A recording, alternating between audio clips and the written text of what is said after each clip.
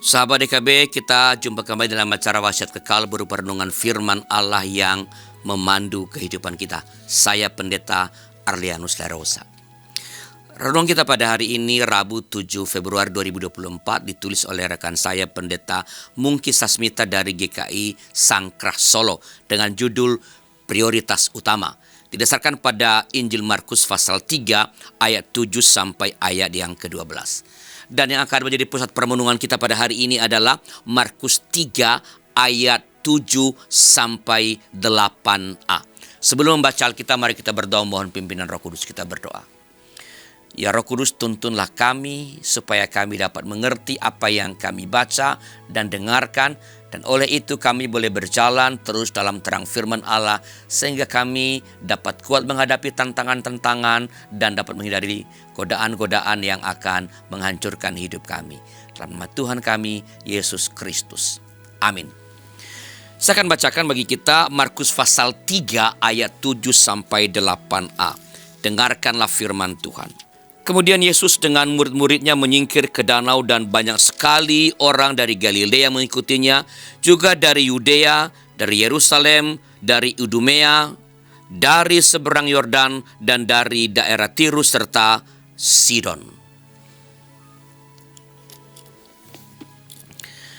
Nah sahabat, orang bijak adalah orang yang dapat menata prioritas dalam hidupnya. Dapat mengatur mana yang utama, mana yang penting, mana yang mendesak, mana yang bisa ditunda.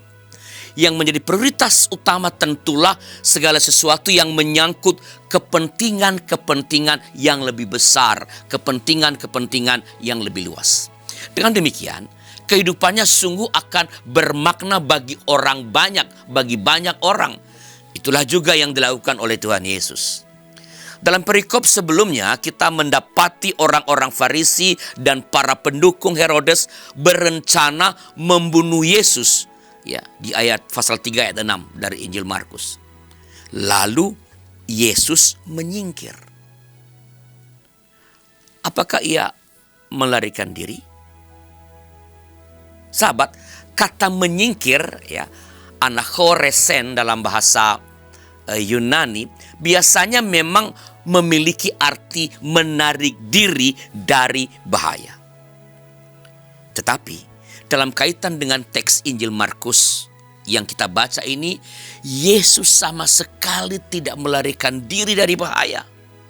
Yesus lebih mengutamakan melayani orang banyak yang membutuhkan dirinya ketimbang menyibukkan diri menghadapi rencana jahat dari orang-orang Farisi dan pendukung Herodes.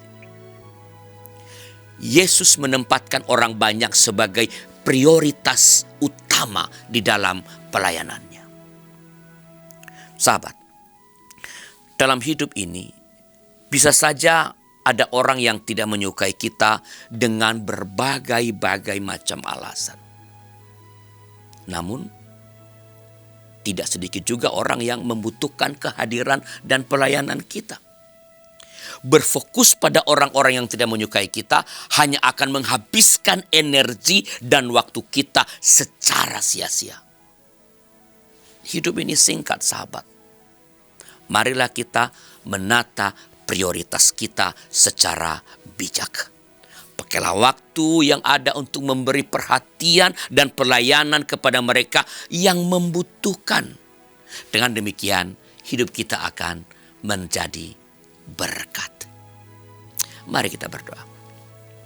Tuhan, berikan kami hikmat agar kami dapat memilah-milah segala perkara dalam hidup kami. Dengan itu kami boleh menentukan hal-hal yang menjadi prioritas utama dan pertama yang kami kerjakan dalam hidup ini.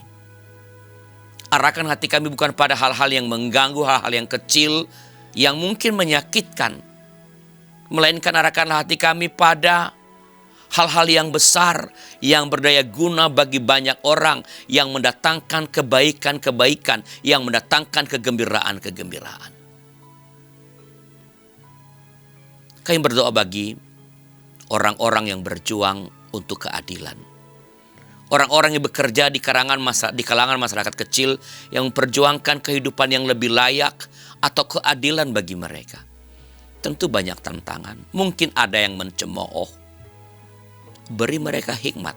Beri mereka keyakinan terus bahwa apa yang sedang mereka jalani adalah bagian dari hal-hal penting dalam hidup ini, yaitu mendatangkan kebaikan dengan membela mereka yang tersingkir, menolong mereka yang lemah, mengupayakan kesejahteraan bagi mereka yang mengalami kesulitan dalam hidup ini.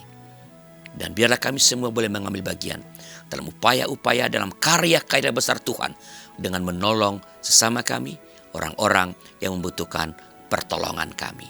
Terima kasih Bapa, dalam nama Tuhan kami, Yesus Kristus. Amin. Demikian sahabat renungan kita pada hari ini. Jangan lupa subscribe, like, dan tentu saja bagikan kepada sebanyak mungkin orang supaya semakin banyak orang yang mendapat berkat dari firman Tuhan ini. Tuhan memberkati kita.